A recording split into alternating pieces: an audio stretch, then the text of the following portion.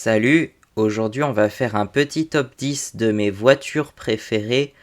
Alors c'est pareil, c'est un top 10, c'est subjectif vu que c'est mes voitures préférées et ça peut changer. Donc voilà. Après, moi je suis pas un grand fan de voitures. Il y en a certaines que j'aime bien.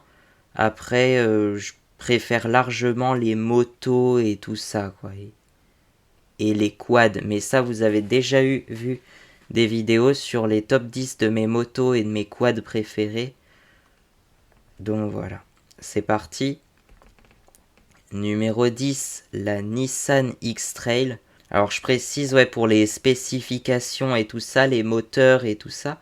En fait, la même voiture, pour un seul nom, il va y avoir plusieurs types de moteurs et parfois il y a énormément de modèles différents en fait, mais qui s'appellent pareil. Donc j'en ai pris un au pif, voilà. Pour chaque moteur, j'ai pris... en général, j'ai pris soit la plus petite cylindrée ou alors celle que je connaissais, mais voilà. Donc ça donne ceci. Et c'est vrai que l'X-Trail, on en avait une à une époque. Alors si, j'ai retrouvé une photo d'archive à l'époque, mais elle est vachement floue, effectivement. Mais c'est tout ce que j'ai trouvé, en tout cas sur l'X-Trail qu'on avait. Donc il était comme ça en gris blanc argenté un peu, je sais pas trop. Numéro 9, la Dacia Sandero Stepway.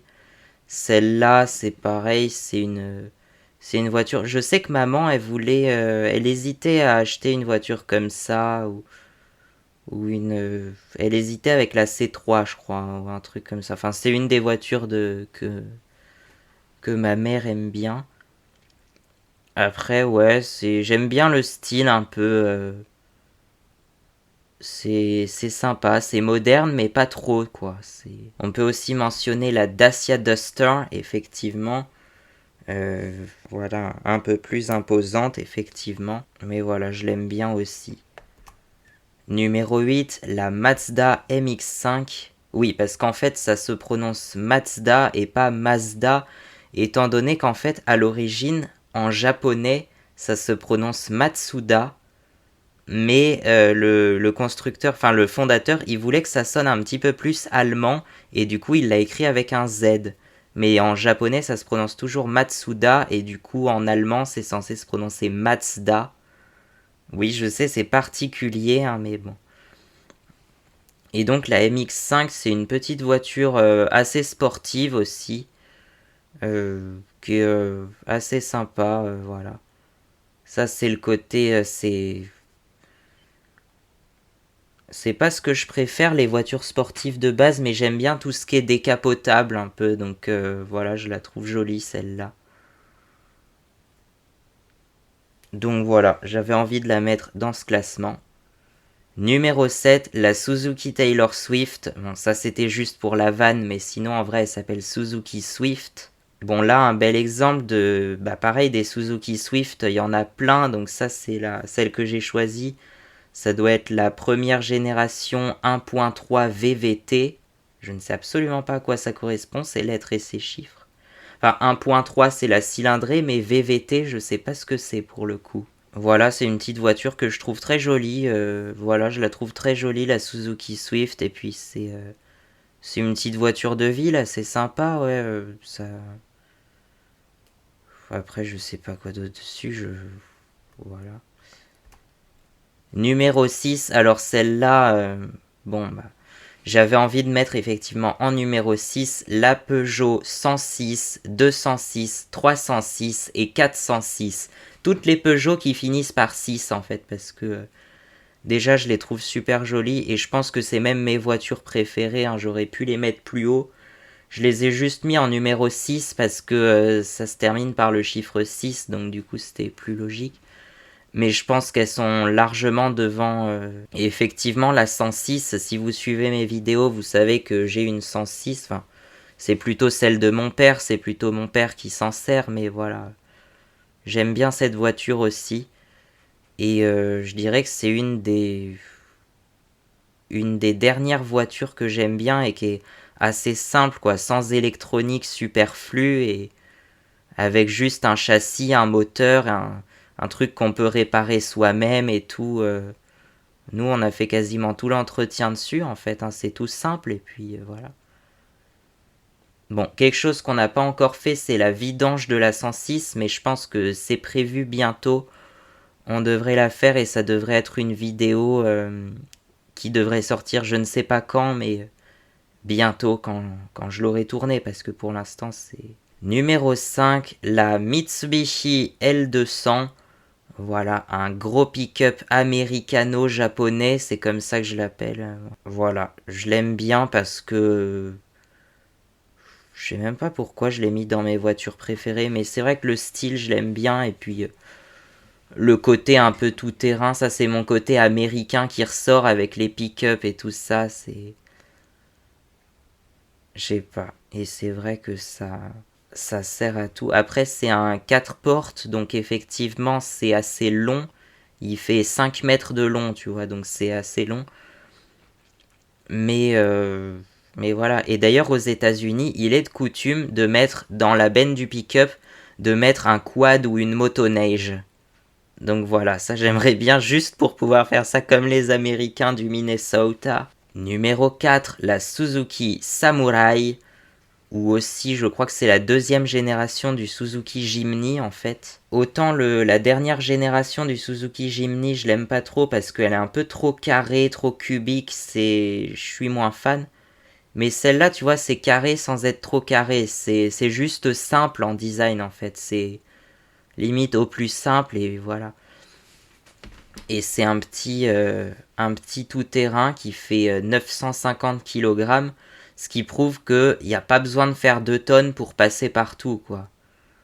Et au contraire, faut même être plutôt léger si tu veux faire du tout-terrain. Donc voilà, un petit Suzuki Samurai. C'est vrai que j'aime bien ça. Pareil, j'en aurais pas l'utilité, mais j'aime bien au niveau du design et tout ça, au niveau des... Ça va être surtout l'esthétique, hein, les critères que j'ai choisis, mais bon. Numéro 3, alors là, effectivement, on attaque un monument historique, la fameuse 2 chevaux ou 2 Dosh, ou appelle-la comme tu veux. C'est peut-être bien une des rares Citroën que j'aime bien, parce que je sais pas pourquoi les nouvelles Citroën, je les trouve moches, je suis pas fan, hein, Bon. Mais par contre, la de Dush, ça sort du lot, quoi. Vraiment, c'est... Déjà, c'est le symbole de la France, quoi. Avec la tour Eiffel et la baguette de pain, c'est un des symboles de la France, donc... voilà. Et puis, c'est le symbole de la voiture simple, sans électronique. C'est tout au plus simple, quoi, en fait.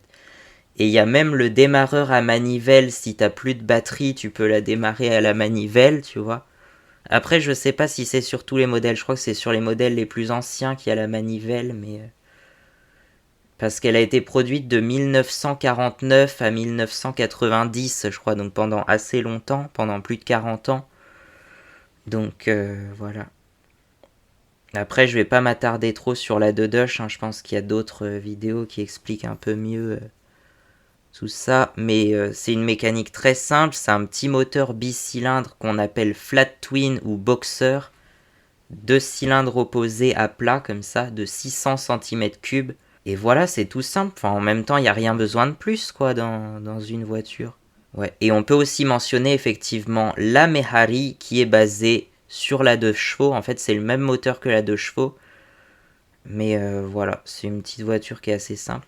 Après, ce que je trouve dommage, c'est que c'est des voitures... À l'époque, c'était des voitures qui coûtaient rien. C'était des voitures de base.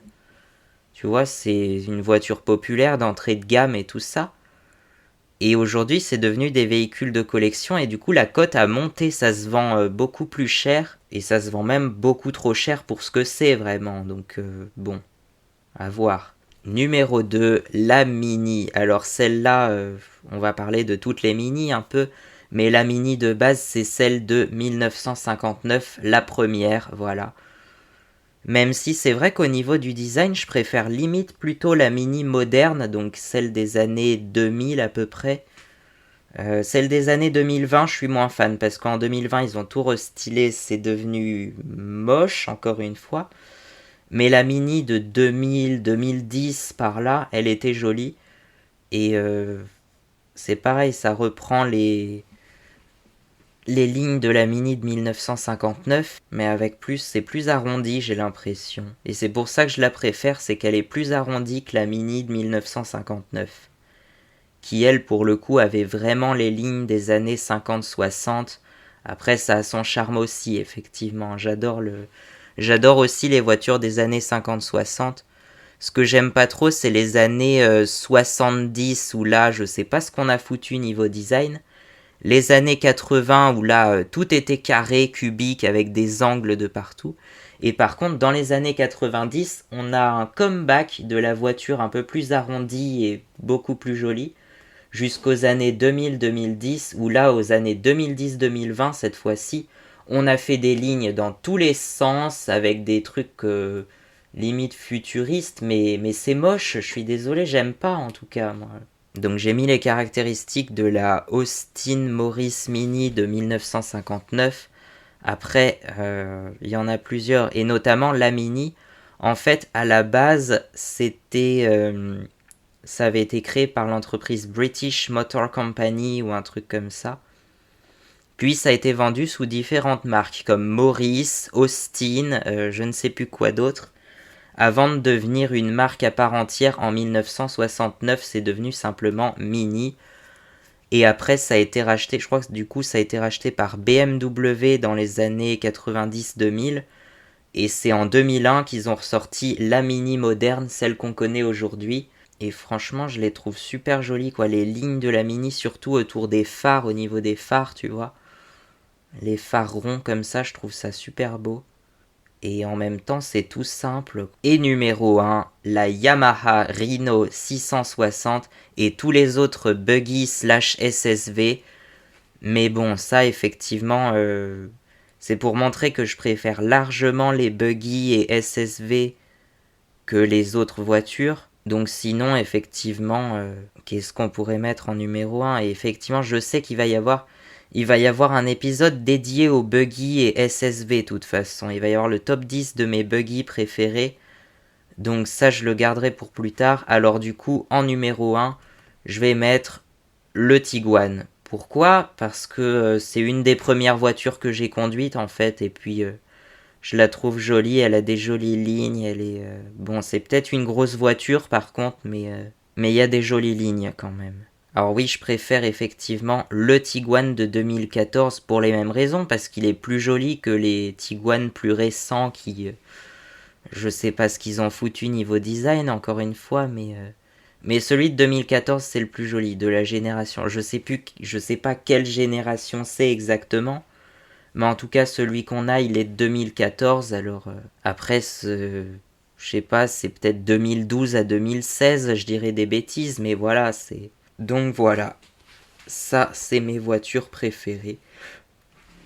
Ensuite, il y a quand même quelques mentions honorables qu'on pourrait citer, comme par exemple la fameuse Coccinelle ou la Beetle, ou sa version plus moderne, la New Beetle, qui a carrément donné son nom à un des groupes de musique les plus populaires de l'histoire. Et c'est aussi, je crois que c'est la voiture la plus vendue de l'histoire, justement. Donc ça va avec le groupe de musique qui a vendu le plus d'albums de l'histoire. Je sais pas si c'est lié, mais voilà. Bah, en fait, nous en français, on l'appelle la coccinelle, mais sinon dans les autres pays, ou en tout cas en anglais, on l'appelle la beetle. Ça veut dire scarabée, littéralement. Donc c'est le scarabée plutôt que la coccinelle. À choisir. L'attraction. Alors celle-là, je pense que c'est une des plus belles voitures du monde, la Citroën Traction avant. Ouais. Je disais que j'étais pas trop fan de Citroën, mais celle-ci et la 2 chevaux, c'est les plus jolies. Elles sortent du lot, vraiment. Elles sortent du lot des autres Citroën, quoi. La Nissan Navara, bon ça c'est pareil, c'est encore les pick-up américano-japonais. Bon, je la trouve jolie aussi celle-là, voilà. C'est tout. Ah, ça sera la Secma Fun Buggy. Alors, c'est une petite voiture qui est très peu connue. En fait, c'est une entreprise basée dans le nord de la France. Et c'est très peu connu, mais je pense que je dirai plus de détails sur la vidéo dédiée au buggy, justement. Donc, voilà. Mais effectivement, c'est une petite voiture sans électronique, sans truc superflu. Juste un châssis, un moteur et c'est parti, quoi.